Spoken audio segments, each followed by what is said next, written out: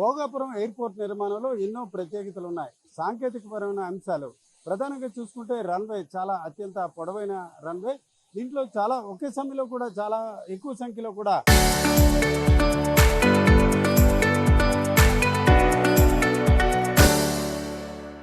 విమానాలు దిగే అవకాశం ఉంది. ప్రస్తుతానికి 4,800 కోట్ల వ్యయంతో ఈ ఎయిర్పోర్ట్ నిర్మాణ పనులు దాదాపుగా పూర్తి వచ్చి ఆగస్టు 1వ తేదీన ప్రధాని నరేంద్ర మోడీ చేతుల మీదుగా దీనికి సంబంధించి జాతికి అంకితం ఇచ్చే ప్రక్రియ జరుగుతుంది. అయితే ప్రస్తుతానికి తొలి దశలో జరుగుతున్న నిర్మాణ ప్రక్రియలో భాగంగా చూసుకుంటే ఒక ఏడాదికి 60 లక్షల మంది ప్రయాణికులు ఈ ఎయిర్పోర్ట్ నుంచి రాకపోకలు కొనసాగించే రకంగా కూడా ఏర్పాట్లు చేస్తున్నారు. ప్రస్తుతానికి అంటే ఇప్పుడు ఇది జాతికి అంకితం ఇచ్చిన తర్వాత ఏడాది కాలం వరకు చూసుకుంటే దాదాపు 60 లక్షల మంది ప్రయాణించడానికి అవసరమైన సౌకర్యాలు కల్పించడం జరిగింది. అయితే తర్వాత దశలో చూసుకుంటే ఏడాదికి 3 కోట్ల మంది వరకు కూడా ప్రయాణికులు వెళ్లే పరిస్థితి ఉంటుందని ఇక్కడ అంచనాలు బట్టి తెలుస్తుంది. ఏదైనప్పటికీ కేవలం ఉత్తరాంధ్ర మాత్రమే కాకుండా ఈరోజు ఆంధ్రప్రదేశ్లో కూడా కీలకంగా అయిన అంతర్జాతీయ ఎయిర్పోర్ట్గా మారుతున్న పరిస్థితి. ప్రధానంగా ఇతర ప్రాంతాలు చాలా ప్రాంతాల్లో చూసుకుంటే దుబాయ్ అలాగే ఇతర ప్రాంతాల్లో ఉన్న ఎయిర్పోర్ట్లు ఏ రకంగా అంతర్జాతీయ స్థాయిలో ప్రామాణికాలు ఉంటాయో ఆ స్థాయిలోనే భోగాపురం ఎయిర్పోర్ట్ నిర్మాణం జరిగిందని ఇక్కడ కనిపిస్తున్న వాతావరణం బట్టి మనకు తెలుస్తుంది. ప్రభుత్వం వచ్చినట్టు ఏదైనా పార్టీకి ఒక మైలేజ్ ఉంటుంది కొన్ని అంశాలు. ఈ భోగాపురం ఎయిర్పోర్ట్ ఏ రకంగా అంటే ప్రజలకి బీజేపీకి ఇద్దరికి ప్రయోజనం ఉంటుందంటారా? చాలా మంచి క్వశ్చన్ వేశారు. అత్యద్భుతమైన ప్రయోజనం. ఎందుకంటే విశాఖపట్నానికి ప్రత్యేక రాష్ట్రం ఏర్పడిన తర్వాత ఎంత అంతర్జాతీయ స్థాయిలో ఈ విమానాశ్రయం ఒక సింగపూరు దుబాయ్ ఎయిర్పోర్ట్లకి ధీటుగా డిజైన్ చేసిన విమానాశ్రయం ఇది డెఫినెట్గా చాలా బాగా ఉంటుంది. ప్రజలకు కూడా చాలా సౌకర్యార్థంగా ఉంటుందని నేను భావిస్తున్నాను. ఇది పార్టీకి అలాగే ప్రభుత్వానికి చాలా మైలేజ్ వస్తుంది. అది పక్కన పెడదాము. ఎందుకంటే ఇది ప్రజలకి సౌకర్యార్థం కోసం పెట్టింది తప్ప పార్టీల కోసం మైలేజ్ కోసం పెట్టింది కాదు. నరేంద్ర మోడీ గారు ఆయన నాయకత్వంలో ఆంధ్రప్రదేశ్లో చంద్రబాబు నాయుడు గారి నాయకత్వంలో ఈ అంతర్జాతీయ విమానాశ్రయం కేంద్ర మంత్రి రామ్మోహన్ నాయుడు గారు మన రాష్ట్రానికి మన ప్రాంతానికి చెందినవారు కాబట్టి చాలా అత్యంత వేగంగా ఇది రూపొందించబడింది. కాబట్టి చాలా ప్రాంతాల్లో మీరు వెళ్ళి ఉంటారు, ఫారిన్ కంట్రీస్ లో అట్లా చూస్తుంటారు. ఆ స్థాయిలో ఈ ఎయిర్పోర్ట్ ఉన్నట్టు ఈ పరిసరాలు ఇవన్నీ చూస్తూ అనిపిస్తుంది. అంటే ఇంకా అంతకంటే బాగుంటుంది. ఎందుకంటే ఏదైనా మీరు మీ ఇల్లు కడుతున్నారు అనుకోండి, శంకుస్థాపన చేసినప్పుడు ఎలా ఉంటుంది, ఇల్లు తయారైన తర్వాత ఎలా ఉంటుంది. మీరు ఇంకొక 2-3 నెలలు పోయిన తర్వాత చూస్తే ఇంత అద్భుతమైన ఎయిర్పోర్ట్ కట్టేవని ఉంటుంది. ఎందుకంటే ఇప్పుడు ఇది అండర్ కన్స్ట్రక్షన్ ఉంది. ఇంకొక 4 రోజుల్లో మనం ఎయిర్పోర్ట్ ఓపెనింగ్ ఉంది.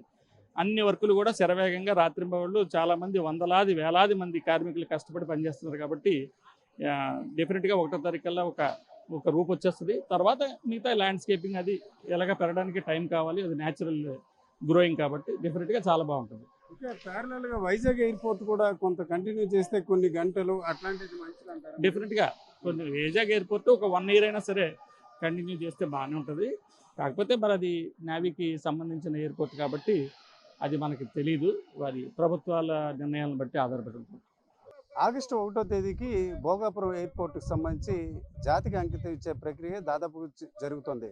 చంద్రబాబు నాయుడు సీఎం ఏపీ ఇప్పటికే నరేంద్ర మోడీ ప్రధానిని కలిశారు. ఆ అంకితం ఇచ్చే కార్యక్రమానికి రావాలని కూడా ఆహ్వానించారు. అయితే ఒక సీనియర్ జర్నలిస్ట్గా ఈ ప్రాంతవాసి కోటేశ్వరరావు గారు ఉన్నారు. ఈ భోగాపురం ఎయిర్పోర్టు ఏ రకంగా ఉత్తరాంధ్రకి అలాగే విశాఖ ప్రాంతానికి ఉపయోగపడుతుంది అన్న విషయంపై ఆయనతో మాట్లాడదాం.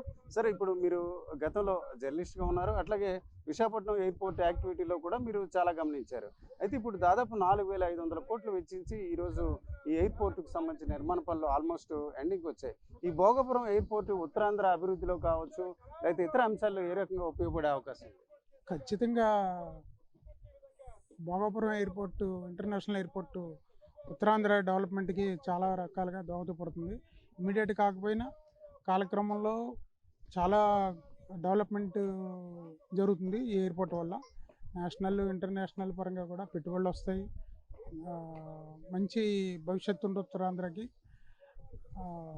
కాకపోతే ఈ ఇంటర్నేషనల్ ఎయిర్పోర్టు అందుబాటులో రావడం సంతోషకరమైనప్పటికీ కూడా విశాఖపట్నంలో ఎన్నో దాదాపు 60 సంవత్సరాల నుంచి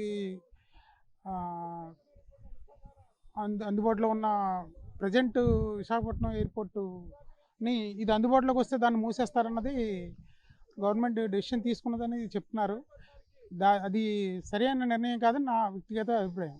ఓకే జర్నలిస్ట్గా అలాగే పర్సనల్గా ఆ ఎయిర్పోర్ట్ యాక్టివిటీ కొనసాగించాలి అంటున్నారు. అయితే ఫీజిబిలిటీ బట్టి అట్లా కొంత రకంగా అంటే ఆ ఎయిర్పోర్ట్ కంటే ఈ ఎయిర్పోర్ట్ కొనసాగించినట్లయితే ఇన్వెస్ట్మెంట్స్ వస్తాయి, ప్రయాణికులకి సదుపాయాలు ఉంటాయి, అలాగే ఎవరైతే ఈ ఎయిర్పోర్ట్ నిర్వహిస్తున్నారో వారికి నష్టం జరగకుండా ఉంటుంది అని వారి వాదన. అలాగే అన్నిటికంటే మించి చాలా వరకు డిఫెన్స్ యాక్టివిటీ అని చెప్తున్నారు. నిజంగా డిఫెన్స్ యాక్టివిటీ ఉన్నప్పుడు కూడా కొనసాగించే అంశాలు ఎక్కడైనా మీరు గమనించారు?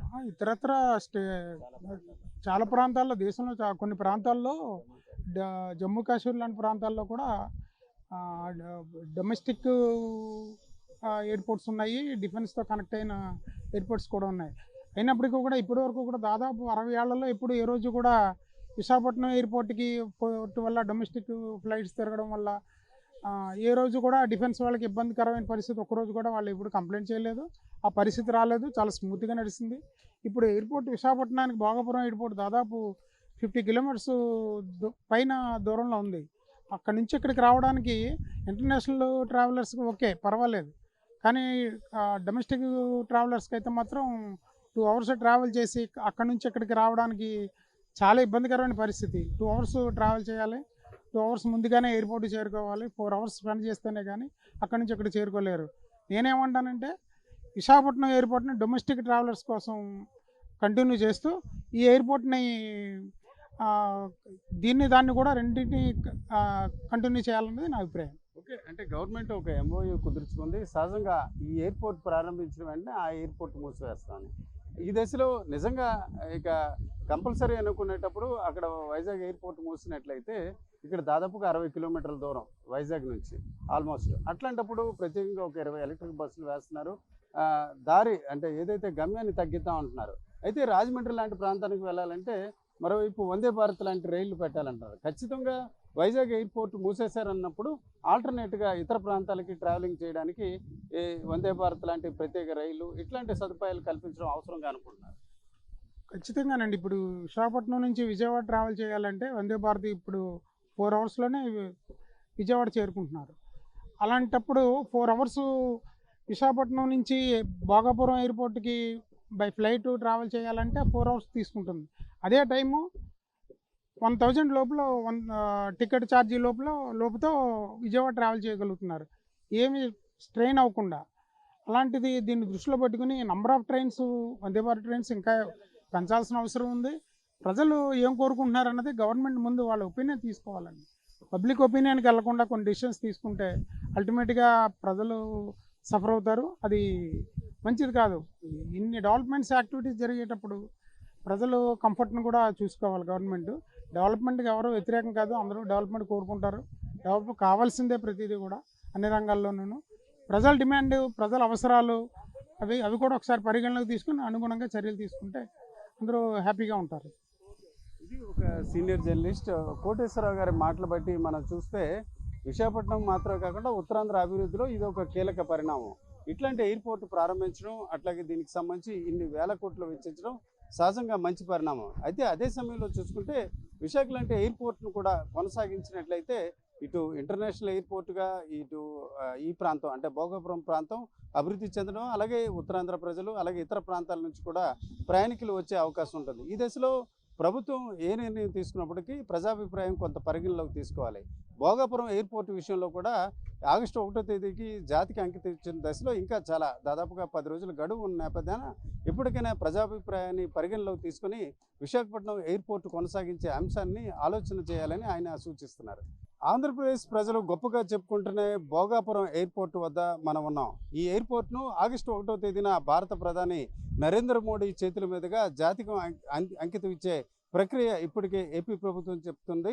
నిజానికి చూసుకుంటే చంద్రబాబు నాయుడు ప్రభుత్వం దీన్ని ఒక ప్రతిష్టాత్మక ఎయిర్పోర్టుగా చెప్తుంది. అయితే దీని నిర్మాణ పనులు ఒక రకంగా అంతర్జాతీయ శ్రేణులకు అలాగే సాంకేతిక పరంగా కూడా జరిగిన పరిస్థితి. అయితే మనం చూస్తున్న ఈ భోగాపురం ఎయిర్పోర్టు దాదాపుగా 2200 ఎకరాల విస్తీర్ణంలో నిర్మాణం జరిగింది. దీనికి 4500 కోట్ల రూపాయలు కూడా వెచ్చించిన పరిస్థితి. అయితే దేశంలో చూసుకుంటే అత్యంత పొడవైన రన్వే కూడా ఈ భోగాపురం ఎయిర్పోర్ట్ వద్ద ఏర్పాటు చేశారు. దీనికి సంబంధించి విశాలంగా ఉండడం మాత్రమే కాకుండా విమాన రాకపోకలు అన్ని వేళలా కూడా జరిగే రీతిన దీని నిర్మాణ పనులు జరిగిన పరిస్థితి. అయితే ఈ ఎయిర్పోర్టుకు సంబంధించి సాంకేతిక అంశాలు ఏ ఎయిర్పోర్ట్ అయినప్పుడు కూడా ఒకే రకమైన సాంకేతిక ప్రామాణికాలు ఉంటాయి.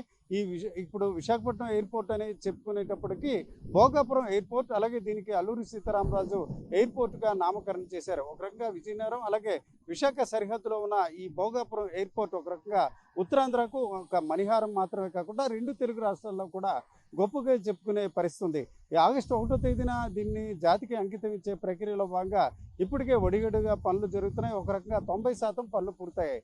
అయితే నిజానికి చూసుకుంటే విమాన రాకపోకలకు సంబంధించిన పనులు అయితే 100% పూర్తయ్యాయి. ఇప్పటికే కేంద్ర మంత్రి రామ్మోహన్ నాయుడు సమక్షంలో కూడా ఈ రన్వే ప్రారంభోత్సవ కార్యక్రమాలు అలాగే ఇతర ప్రక్రియ కూడా పూర్తయింది. అయితే ఈ విశాఖపట్నం నుంచి ఈ భోగాపురంకు వెళ్ళే దారుల నిర్మాణ పనులు మాత్రం దాదాపు 80% పూర్తయ్యాయి. ఇంకా పూర్తి కావాల్సిన పరిస్థితి. అయితే ఎయిర్పోర్ట్కి సంబంధించిన ఇతర అంశాలు ఇలా ఉన్నప్పుడు కూడా ఎయిర్పోర్ట్ ఎంట్రన్స్లో ఉన్న ఈ ఫౌంటైన్, వాటర్ ఫౌంటైన్, అలాగే ఒక స్విమ్మింగ్ పూల్ మాదిరిగా ఉన్న ఈ అంశం మాత్రం ఒక ప్రత్యేక ఆకర్షణగా చెప్పుకునే పరిస్థితి. ఇప్పటికే దాదాపుగా 2200 ఎకరాల విస్తీర్ణంలో నిర్మించిన ఈ ఎయిర్పోర్ట్కి సంబంధించి 4500 కోట్ల రూపాయలు కూడా వెచ్చించిన పరిస్థితి. మొత్తానికి చూసుకుంటే మరికొన్ని రోజుల్లోనే ప్రారంభోత్సవానికి భోగాపురం ఎయిర్పోర్ట్ సిద్ధంగా ఉందని మనం చెప్పుకోవచ్చు. కెమెరా పర్సన్ తిరుపతితో రామచంద్ర, RTV, భోగాపురం నుంచి.